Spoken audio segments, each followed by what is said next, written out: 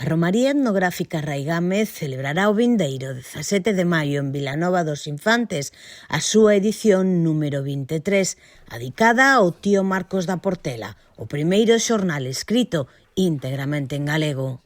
É probablemente unha das actividades culturais máis importantes que temos ao longo do ano na provincia e, dende logo, no que ten que ver cunha festa de recuperación ou de memoria etnográfica, pois é, dende logo, a romaría de referencia en Galicia. Eu creo que non hai outra actividade en Galicia destas características que nos permita pois viaxar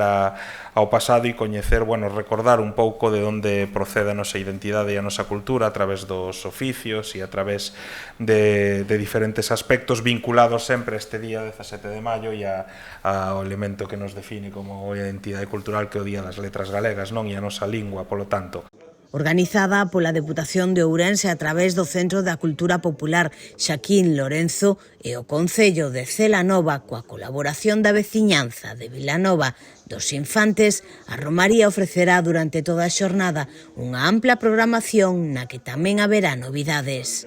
Como novidade, pois ademais deste ampliación do horario, vamos incorporar, seguindo a idea que levamos un par de anos facendo cos canteiros que fan un paseo por Vilanova referente á pedra e ao seu oficio, este ano contaremos tamén coa colaboración de Xavier Viana, un antropólogo, que vai a facer unha visita sobre a romería etnográfica Raigame, por Vilanova dos Infantes, pero sobre a romería etnográfica Raigame. Como ben dicía Antonio, moita xente quere participar,